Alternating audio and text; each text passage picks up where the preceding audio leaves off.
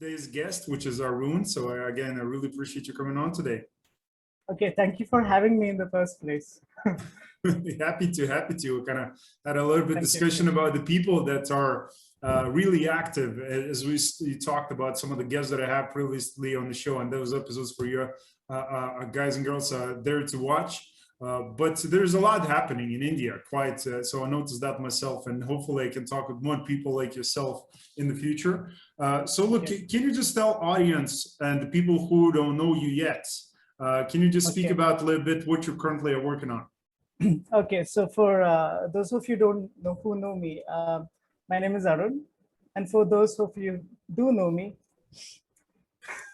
so I'm a senior research fellow who's associated with a prominent space startup in India called Bellatrix. So I've been, if I were to start with myself, I've been quite interested in astronomy since I was quite little. I guess that's where, the interest starts. So I still remember, when I was 3 or 4 years old, I saw a satellite for the first time. And I was quite fascinated by how it moved across the sky. So that actually propagated the interest towards space science. And it's very good when you have a good support system growing up. So my parents were quite supportive. So when I was quite young, they got me a telescope. And, most of my childhood, I would say, was spent on the rooftops, looking at the stars. I could have said that, like, it would have been nice if I was Batman, fighting crime, jumping across the rooftops. But instead, you are out there all night exploring what the heavens has to offer. So that's where the interest came in. And it's difficult to actually pinpoint, on a particular aspect of space. Because as everybody, I would say, would know, the audience, that space is a very inclusive domain. So it is not just that there's an engineering aspect to space. There's a humanitarian aspect to space. Space, there's a social component to space. So while most societies on Earth, they've been, not societies, I'm sorry about that, while most sciences, so geology, sociology, anthropology, many do agree that there has been a revisional framework over the years. There has not been much consideration which is given to the domain of space, because space, if you look at, the history of space, it started with the Cold War.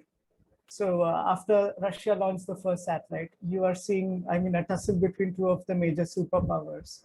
And then you see most of the developing countries jump into the picture of actually using space science for the development of society. So in a country like India, where people question the relevance of space science, I think India is a great starting point to the rest of the world of how you can actually use space for a more commercial purpose. So most of my friends here in India, they are quite fascinated about space. But many don't know that, you can go into law in space, you can do business with space, you can look at a humanitarian aspect to space. So I feel that with the, the exponential rise in the private space industry, a lot of this would change within the next coming years. So you would, as more and more countries, develop the capabilities towards, launch vehicles, towards, developing satellites. I feel that, space is the next IT, I would say. Yes. So if we speak about space as being kind of the next IT, one of the biggest sectors in the future, like any career advice for the people? I would say that don't just restrict to the upstream aspect of the space industry. So what I mean by upstream is you have the space industry, which is upstream and downstream. So the upstream aspect looks into the launch vehicles, looks into the satellites, looks into the infrastructure, what you sort of develop. And that's the cool side. Because when people think about, say, space science, it's, sending rockets to the moon, going to Mars. But there's also a downstream aspect of it. So as per analysts, the space industry is valued at about $400 billion. And with this figure expected to touch $1 trillion by 2030. And this is by Morgan Stanley. So you know that there's a lot of interest which is going on towards the space sector. So the interesting thing is, if I were to take the space industry as at the present as a $400 billion industry. The launch aspect of the space sector only encompasses about 5 to 6 billion in terms of the total size. So 5 billion out of a $400 billion industry, you know that there's a lot to space than just launching rockets alone.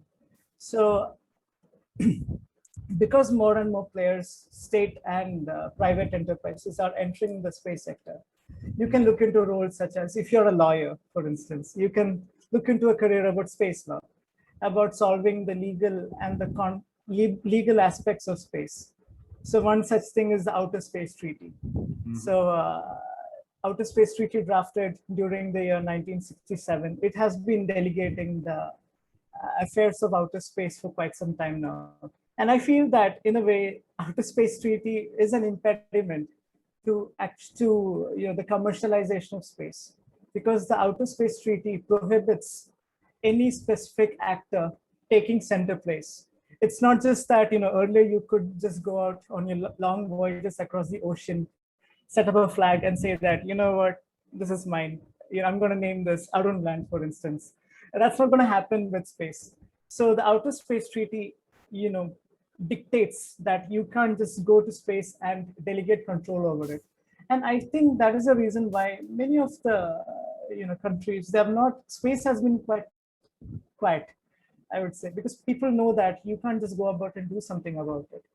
But then, the 2015 amendment by the US Congress, the Space Act, for promoting entrepreneurship. So that has been, I would say it's a misfire, because it is in one side promoting private companies to go about exploring the space sector. But at the same time, you have another treaty which is preventing, actors from, coming in. So there's a lot of ambiguity about purpose, about what can actually be done. And I think that is where, people can actually pitch in. So it's time for new ideas, fresh new ideas, to see how we can better utilize space for the whole development of humanity. So it's not just a legal aspect. Take, for instance, Earth observation data. So there's a lot of career which looks into the downstream aspects of Earth observation, analysis of synthetic aperture radar data, looking towards optimizing your constellations for communication. So there's still a lot of areas on the Earth where you are essentially in a blind spot. So setting up, trajectories for, mission optimization to ensure that, everyone's covered. And, looking into other spin-offs that can result from space. For instance, there is this material called Z-bland, which is manufactured on the ISS. So there's an interest for made in space, objects to be used for scientific applications on Earth. So I think it's all down to your imagination about what you can actually do with space, how you can use it to make society better.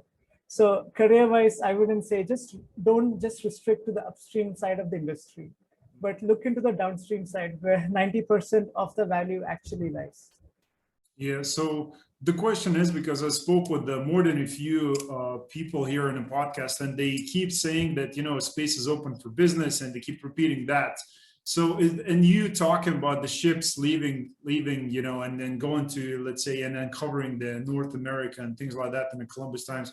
So, but that wasn't done for the business, right? Because they didn't know what was out there. It was kind of for the sake of exploration, right? So is it possible for us, where we are right now in the space industry, just to, from a kind of government perspective and, any possible perspectives, just to, take space as a kind of, from this kind of explorational view? Or do you think the business aspect is just, it has to go this way, like from the capitalistic approach? I think I beg to differ on this, subject here, because if you look at the long voyages of exploration, so let us take back to the time when Magellan circumnavigated the Earth. So when he circumnavigated, it was towards to find out sea routes to more lucrative colonies within the East. So specifically, when Christopher Columbus started his long voyage of exploration, it was to find an alternate sea route to India. So there was always a business aspect to exploration, because in the end, while exploration does, the word exploration sounds, visionary. there is always an economic incentive which promotes exploration in the first place. So when we're discussing about space exploration, the first aspect which comes to mind more than exploration is the business aspect of it. Because when you're investing in technologies for exploring outer space, much of these technologies have a spin-off here on Earth. And we can think of it as how logistics developed during the Second World War. So the first airlines which started, it was government-backed incentives to promote airlines carry cargo, flight across the countries, across continental flights across the countries. So back then there were, you had ships and you had trains, but the government specifically incentives, air travel, just to promote it.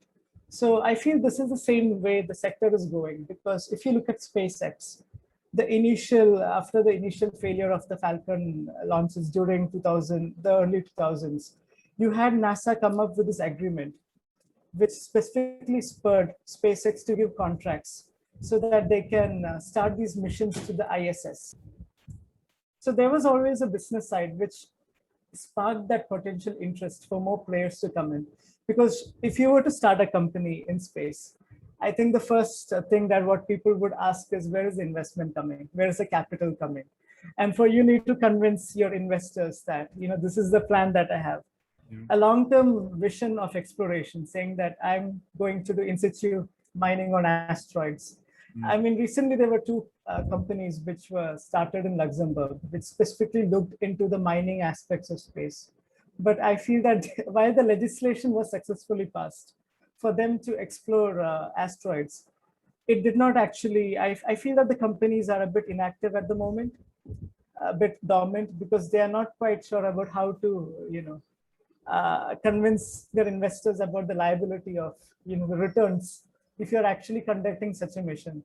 So while it sounds good on paper, it is visionary that we are promoting this for deep term exploration.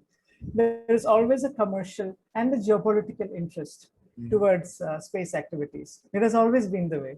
Yeah. So let me read something, because as we speak about geopolitical implications, I have something here. So China and Russia signed a memorandum, which was 9th of March 2021, to join forces in a construction on an outpost of the moon. So two agencies, they're committed to offering equal access to nations who are willing to participate in that project. So what do you think the geopolitical implications on such a choice are going to be like? Okay. I think the first thing what we have to look for, again, is the Outer Space Treaty. Because while Outer Space Treaty specifically prohibits, nations coming in and, weaponizing, outer space, there has been a lot of confusion regarding new treaties coming in. For instance, the Artemis Accord. So there's a lot of players which are for the Artemis and which are against the Artemis Accord. So countries are slowly, you're finding new. I think recently Brazil, prior to that New Zealand recently signed this accord towards promoting long-term interests for space exploration. So what we're seeing here is that no specific country is going one ahead with the exploration of space. We are seeing more of international cooperation and multilateral agreements, which are taking precedence over unilateralism. So in terms of the Chinese and the Russians, they have a similar, because they have a common, I don't want to use the term enemy here, but because they have a common interest towards their ideology, towards space exploration.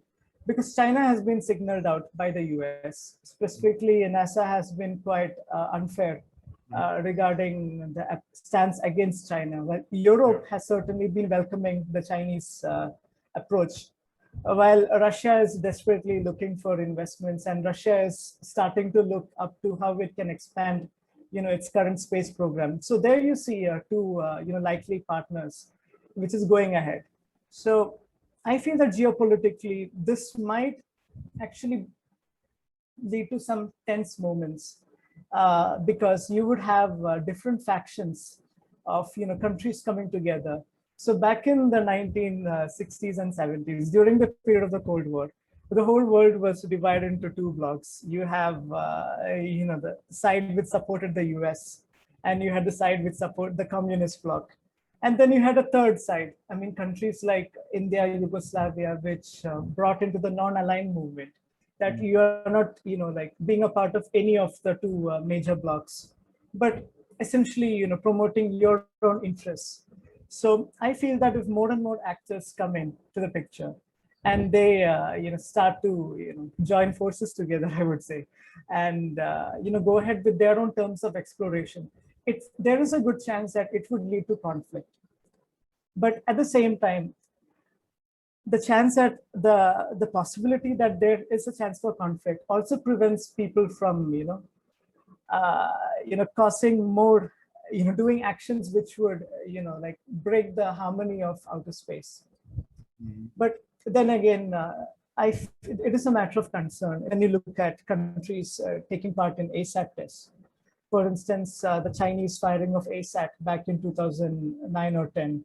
And recently, India's test fire back in 2018 through, Operation Mission Shakti.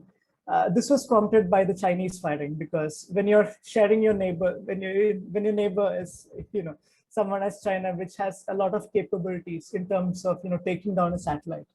I mean, when space assets are becoming more and more increasingly valuable, there is a chance for things to escalate if there is hostilities on Earth. So I feel that while multilateral agreements are good, in a way it promotes cooperation, there needs to be a line which is drawn that looks into the legal ramifications of such agreements. So at this point of time, it's hard to say whether this would actually lead to cooperation or whether space would be the next domain for warfare. But looking at the last 40 years, when things were much worse back in the 60s, and things have not spiraled to a worse state, I would like to believe that the future of space is much more positive in this regard. I feel that more and more countries would come together and they would join forces for the better good, for the betterment of all humanity. Yes, well, hopefully, I'm hoping for exactly the same. So, but there are, of course, when we speak about space exploration, one of the things like that can come across for some people in their minds is, space weaponization or something like that, especially when we talk about China, Russia, misuse of resources, another thing that as we speak about, Switzerland and they wanting to go and, mine the asteroids, or just lack of the legal agreements. So, and what do you think is an appropriate step? And maybe you can give us some insights, like what's happening right now to mitigate all the risks that could potentially be out there. So the first thing that I'm seeing is that there's a lot of interest towards this specific topic. So in 2017, I think 60 years after don't quote me on this, I think it's 60 years after the Outer Space Treaty was signed, there's a lot of progress which is made by people coming together on the legal side of things, looking at how we can better balance geopolitical interests along with the peaceful use of outer space.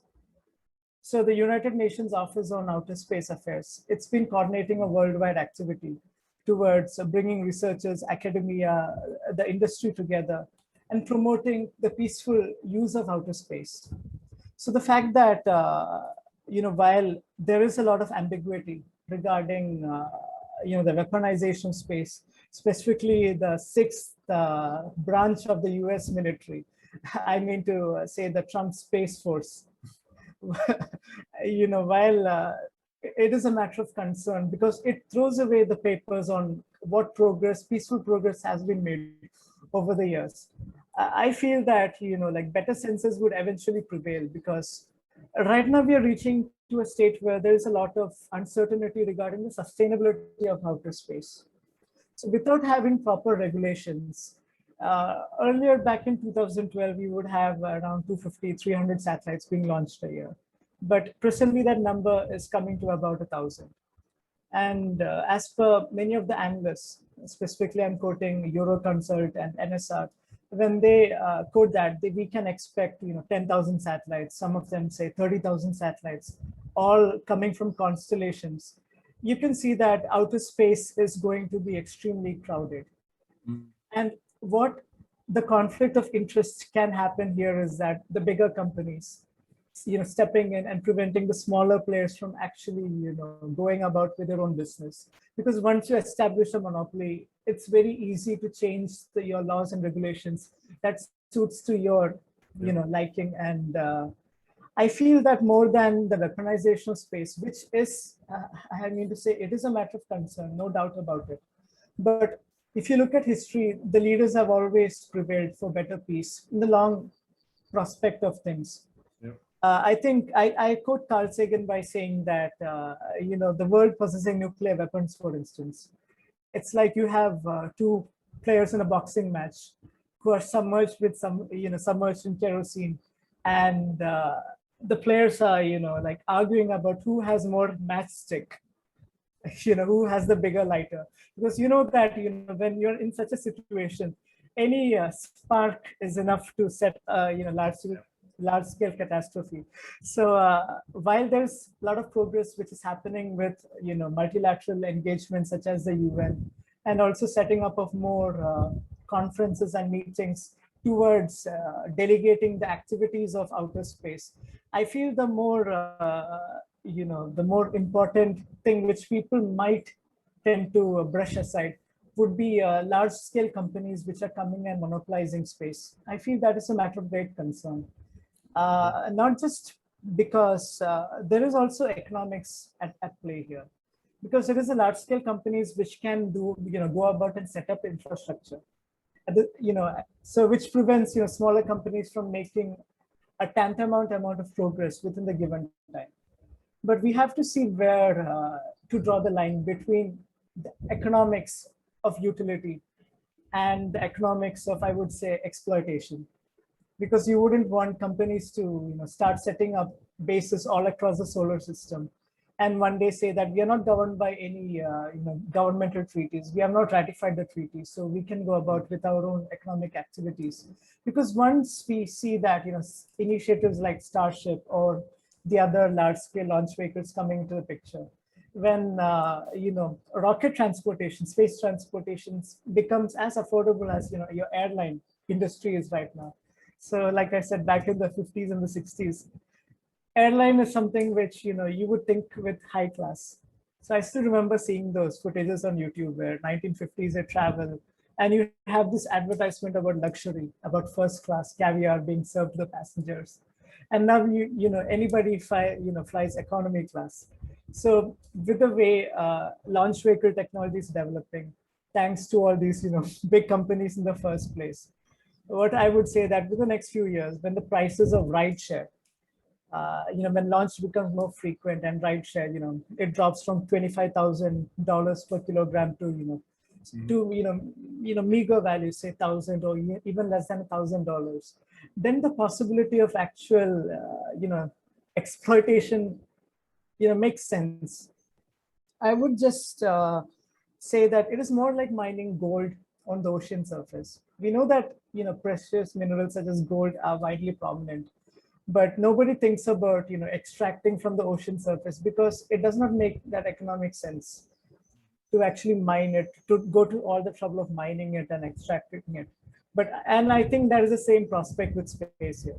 But within the next 15 to 20 years, when you have more companies which are giving incentives to send launch vehicles, it is not just satellites which need to be deployed, but when you have space tugs or private space stations coming in, which want to set up gateways to outer space exploration, then it makes logistic sense to develop your launch vehicles. And once it becomes frequent, and once economies of scale come into the picture, I feel that then it becomes a bigger issue altogether.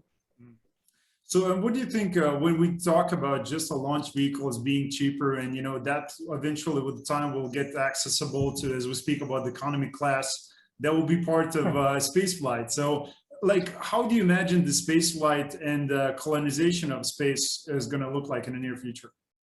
So starting with the Artemis Accord, the Artemis initiative has sparked a lot of interest towards the colonization of the moon.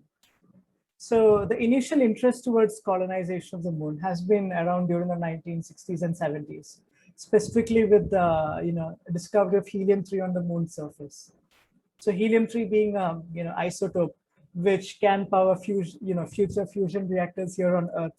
There was a lot of work which was done during the 80s and the 90s, looking at the technical feasibility of mining on the moon's surface, because it makes sense to actually have colonization on another world. You need to have a commodity which you can export, which can justify the whole cost of your operation. So helium-3 was one such idea which has been around, and people like Naveen Jindal is looking towards the possibility of actually taking this up.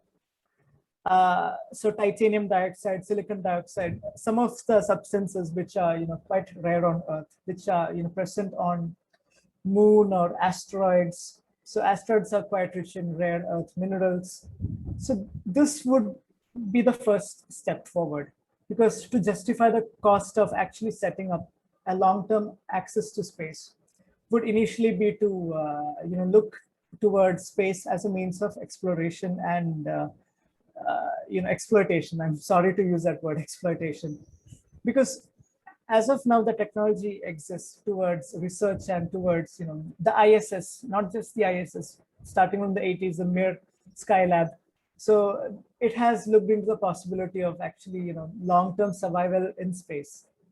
So now that we are aware of the possibilities of long-term survival, the next thing is how to get there and how to make the whole operation justifiable. So I would say starting with the moon and starting with very near Earth asteroids, mining would be the initial starting point towards colonization of space. So it would be the setting up of autonomous factories, which can either mine resources or manufacture compounds like Z-bland, which can only be manufactured in microgravity.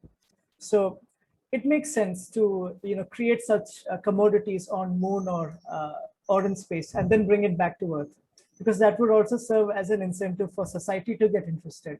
Because just imagine, already you look at eBay and you find like 10 grams of asteroid or meteor dust. It's going about thousands of dollars. So say that a company makes this business idea that we make this 3D printed beautiful flashlight on the moon, and it's made from actual lunar regolith. So there would be, I feel that this would spark an initial interest towards getting things which are manufactured in space, either for the commercial lucrativeness of it or for scientific applications. Yeah. And then once countries or companies start establishing themselves on the moon, then the interest would come about long term, about for instance, the moon, the lunar day lasts 14 Earth days and 14 Earth nights. So it does not, so it is technically a limitation about how you can go about and live on the moon surface. So the exploration of cold spots on the moon, specifically in the polar regions, where there is also the presence of hydroxyl ions, which is water.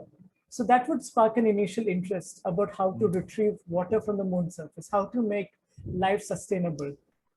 So MOXIE, which was tested on Mars recently, I mean, of producing oxygen from the very thin Martian atmosphere. This has a commercial interest on Earth.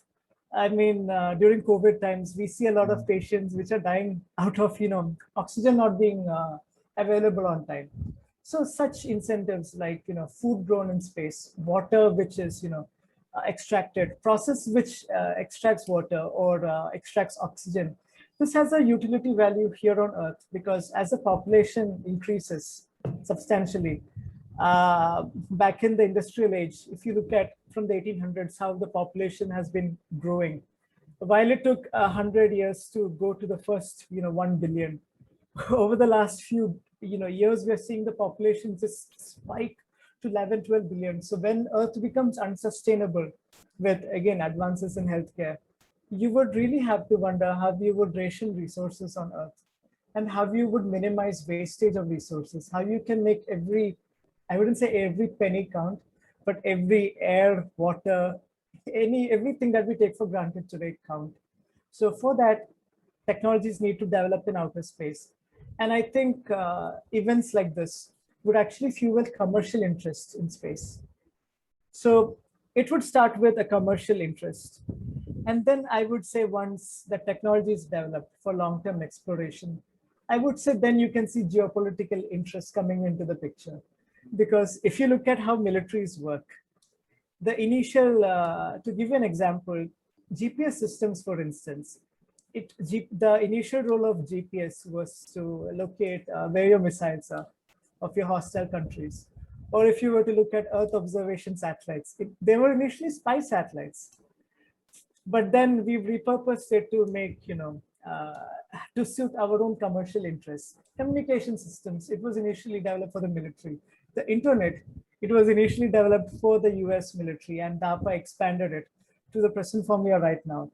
So, but I feel in the case of space, while these technology, I mean, while, there is a possibility for militarization, more than that, the technology readiness in terms of actually developing these critical technologies, that would initially prompt a commercial interest, commercial entities which have huge cash values developing something like SpaceX, what SpaceX is doing.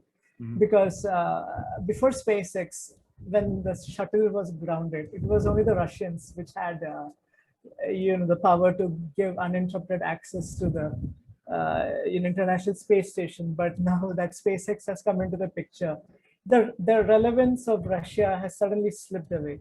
Now the US does not need to import RD-180 engines from Russia for its Atlas rockets anymore. It can rely on private players. So I feel, at least in terms of space exploration, it would start with a commercial interest. And then once commercial interests take the backseat, geopolitics would come into the picture, because that's how history has been going on for the last few decades. And I feel that the future, if we have to understand how the future would go, we have to look at the past. Yeah. So that's my opinion on this. Very true, very true. So those are very good points. So personally, myself, I would love to see more of the countries, because I don't know exactly the right number, how many other countries don't have actually access to the internet, but it's quite a big number. And of course, we have producers like SpaceX with the Starlink program. They're looking to solve that problem, and I'm sure other big players are looking to do the same, probably Boeing or somebody. But because of that, as we speak about the number of satellites and being there, or just the monopolies are going to be controlling that space, like how satellites, talking about kind of weaponizing and using that as a weapon in some case, like, because we live in this digital space where satellites could be vulnerable to cyber attacks. So can you speak on that? I mean, how big of a problem it is now and could be in the future? So the main issue which comes with regarding cybersecurity in satellites is, I think to start with, would be, while satellites presently use encrypted links to secure their communications, there is a lot of private entities which are coming in. And I feel this is something which, not much research has, while people are talking about, protecting satellite by encrypting the links.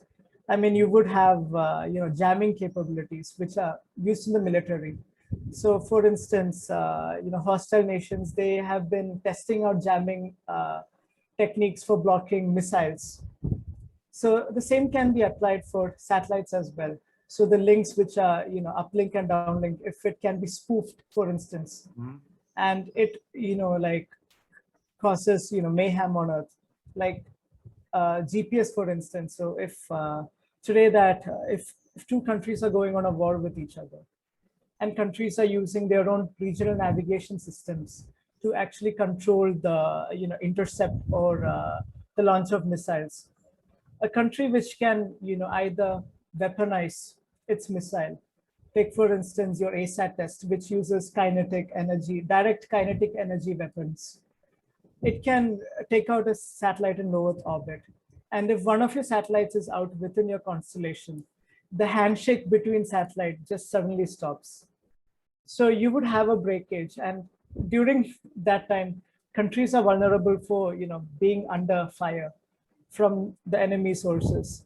So the initial conflict, if it were to happen in space, it would be a hostile conflict here on Earth. But the space assets and resources as such would be the first easy targets.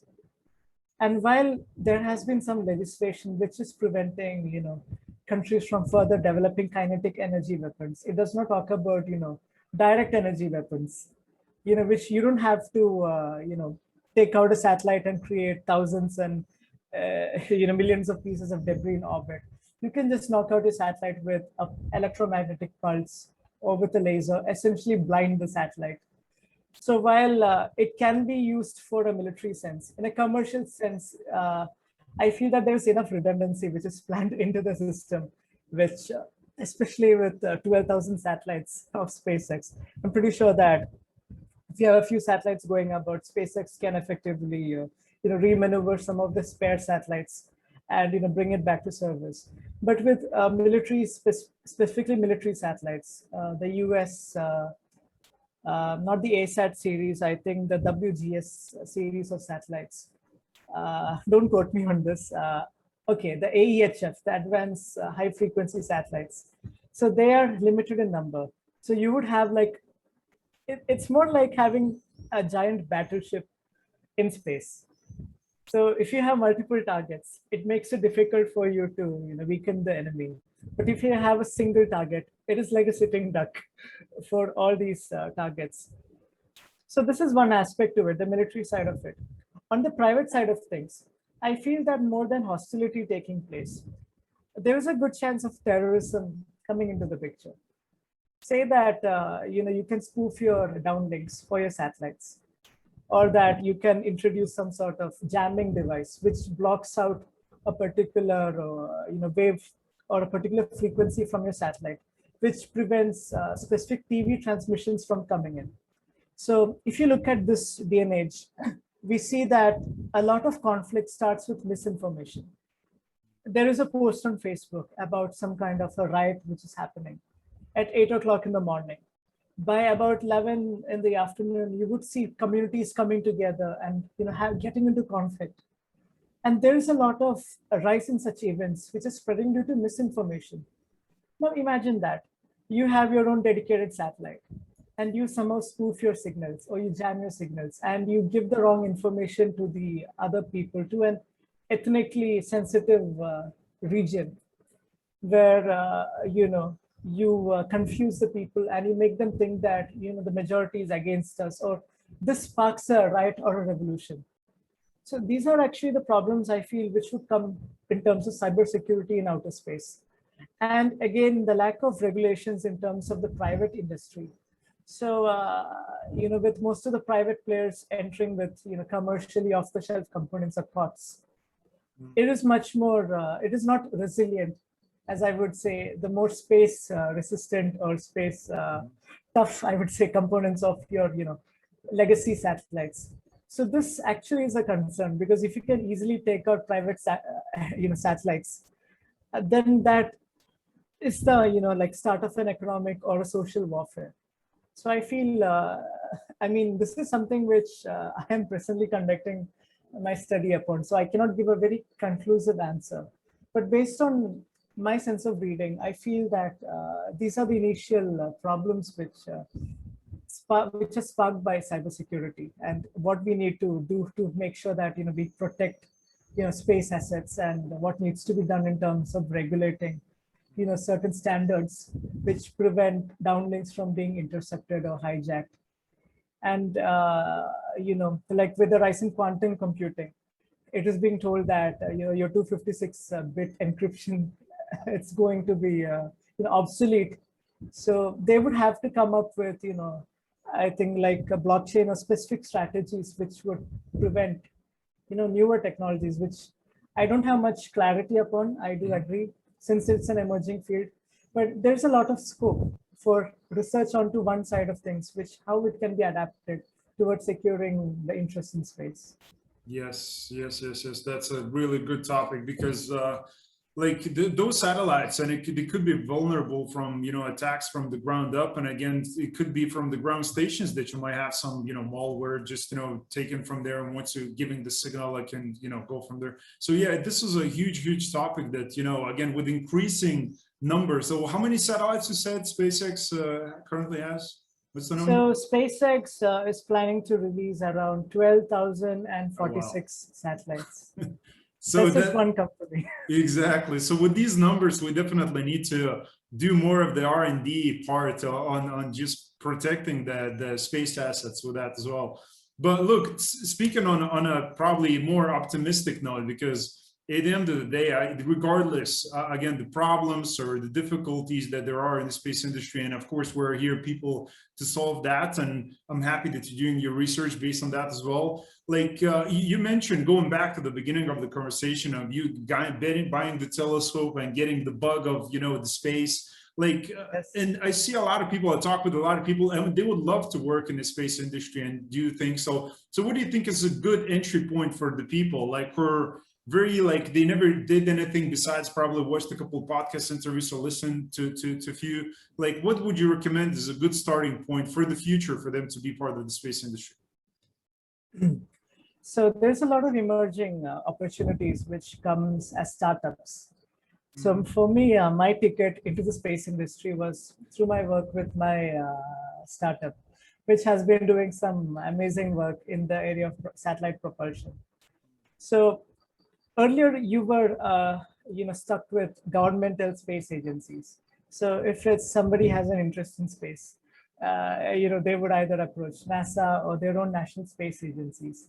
But again, the role is quite limited in terms of how much talent they can absorb. But with the commercialization of space, you're seeing startups coming in each and every corner of the world, each and every corner of the industry, I would say, which is looking at how we can bring about talent, and how we can scale up the opportunities. So I don't want to give an advice saying that you would have to be good at maths, you would have to take up engineering. If you are somebody who is interested in medicine and you are passionate about space, you can think about space medicine with a lot of interest towards human space flight. There's a lot of research and development which can be done. Yeah. Or food, if you are somebody who's passionate about food and you're thinking about solving the problem of what astronauts eat in space, you can think about doing research on foods which are more palatable towards microgravity and in the pressurized environment. If you're a lawyer and if you want to get into the legal aspects, I think this conversation has mostly been circled around the legal aspects.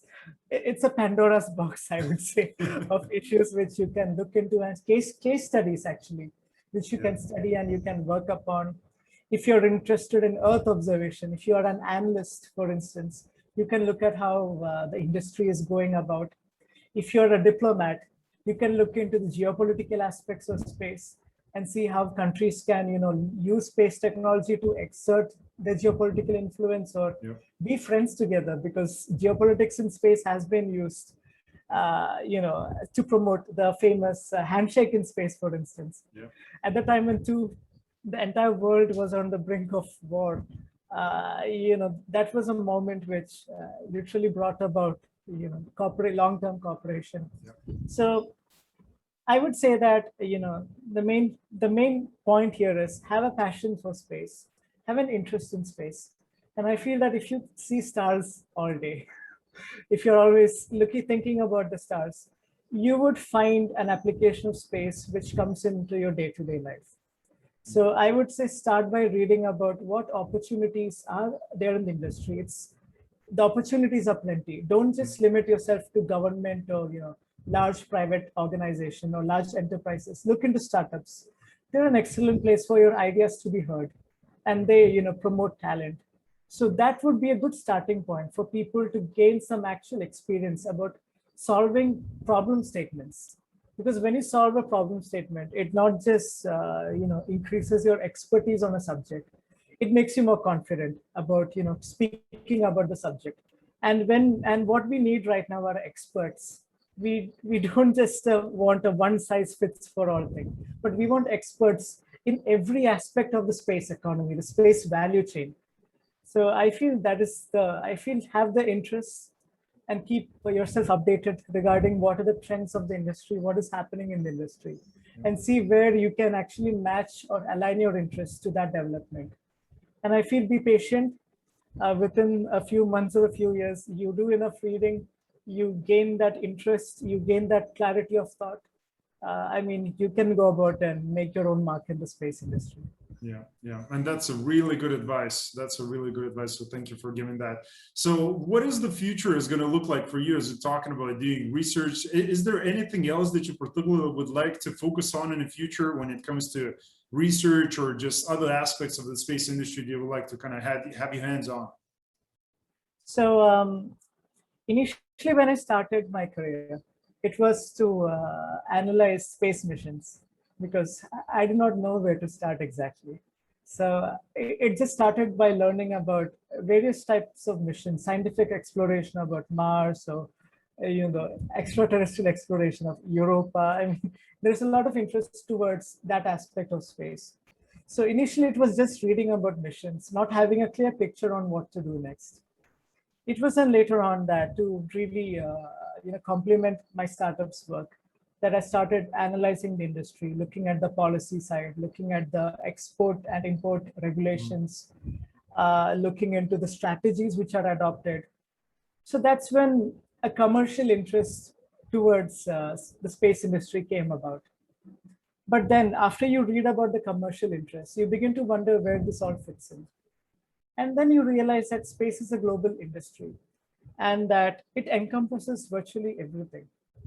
So for me right now, what I am looking at is the geopolitical aspects of space, mainly because I feel that there is a lot of lost opportunity in the way countries can work together to develop space technology for the benefit of society. Because traditionally space has been a very military sided industry, I would say. So you would have countries like US, Russia, China initially start the space program just to propagate their assertions towards the military dominance. But then I think this is the most interesting part of the Indian space program, because the Indian space program has always been about the commercial aspect of space. So one of my, inspiration, my idols, I would say, Dr. Vikram Sarabhai. He's the father of the Indian space program. So there is a quote which goes like, "We are not interested in the economic exploration of outer space, while advanced nations think about the long-term exploration of space. We don't have any fantasy about competing with each other. But if we are to use space, we should be second to none in terms of the applications of space towards the development of society." So for me, being in the industry, understanding this is what the industry holds, and understanding that there's a gap on Earth where you can use these technologies to develop society. Where, like I was mentioning, during the COVID time, satellite data was used to actually track the number of, track where exact geospatial data, to be precise, was used to look at where help is, immediately required, where you can, regulate, coordinate your rescue activities. Where the satellites have been used to prevent, deaths from, hurricanes or, major severe storms. Earth observation data has been used to, find out where there are, underground streams and flows, and which, you can use it for developing agricultural output. So there's a lot of work which is happening in the agricultural side, where you're using satellite. I think in one of your talks, one gentleman had spoken about, crop insurance using satellites. So these are very practical applications of space industry to make, our lives better. So for me, my long-term vision is to identify more such technologies and to actually act as a diplomat, which, you translate this between the policymakers, making them understand that, this is the opportunity which lies out there. Telling to the people, society, educating them, saying that, these are the opportunities for you to explore. And speaking with investors, making them understand that there is an economic sense of return for your investment. So it is actually about bringing all the stakeholders together ultimately. And, all of us having a cup of tea or having lunch together, and then bringing about, this awareness about how we can collectively use space for our, benefit. But if I were to say what the dream is, it would be to have breakfast on Earth, lunch on the, Earth's orbit, and dinner on the moon's surface. Because that would ultimately be the dream of any person who loves space, to actually I think I make my point clear. Yes, that is truly amazing, and I do agree with you 100%, because I speak on this podcast quite a lot, and I put a lot of emphasis on this word. It's called collaboration, which I do believe this is how we're gonna move further and faster, and in the space industry. Even though it's a lot of work, and that's why you're looking at kind of geopolitical side of the space industry and how we can do that successfully, with collaborating as countries and individuals and startups and companies and everything. But somebody has to look into it, so I'm very happy that you do that yourself. So look, guys. I mean, a lot of great information today covered. Like, I'm just buzzing a little bit myself. I'm like, there's this really very important information that you're sharing with us today, just to understand the viewpoints and the policy and the strategies, like future of the space industry, because there's all these brand new startup companies, as you'd speak about, like mushrooms popping up every single day, and nobody's controlling the from geopolitical side or policy side. And, it's very, very important for us to pay attention to that. Look, so you're going to find a link to Arun's LinkedIn among the stars, which a good name. I encourage you to contact him a lot. Again, have the private conversation, especially if you're a startup company or you are involved in the space industry. Have a conversation with this man. I'm sure he's going to bring a tremendous value to you and your business. And I'm potentially sure that you can also collaborate with him as well. Thank you. Thank you. Always open for collaborations, I would say. Yes, here you go. Here you go. So look, Arun, really appreciate you coming on today, for sharing all the great message, for your time. And I know you're going to be doing coming up with some great research in the near future. So keep us updated. Okay. The pleasure is mine for attending this program. And I wish you all the success, of bringing actually the industry together. Yes. Because you've been doing tremendous work, I found many interesting contacts through your conversations. So, being a voice for, I wouldn't say those who don't have a voice, that's not the right way to say it, but for being a voice for bringing out what is happening in the industry, not just being limited to an exclusive group of people, but to opening up to everybody and everything. You're doing a tremendous work. So I encourage you to, I wish that within the next few months, it's going to be like a trip to the moon. It's like how Kennedy started in 1962, and by 69 you have a man on the moon. So, I hope it's the same thing here. Thank you, much appreciated. Well, nothing can be achieved with if there will be no people just like you. So I'll have nobody on the podcast. So and again, I salute everybody, including yourself, for doing a tremendous job, which sometimes I know it's like you stepping into unknown, and you have to figure all these different things, and you need to have conversations, do the research, which is tough and laborious, and it's boring, but it must be done. It must be done. So again, thank you a lot for that. So look, guys and girls, I hope you enjoyed this interview as much as I did. If you did, make sure to pass it along to your friend, because we covered really, really awesome topics today, very important information about the space industry. So make sure to do that. And as always, I'll see you next time. Thanks for watching. Thank you.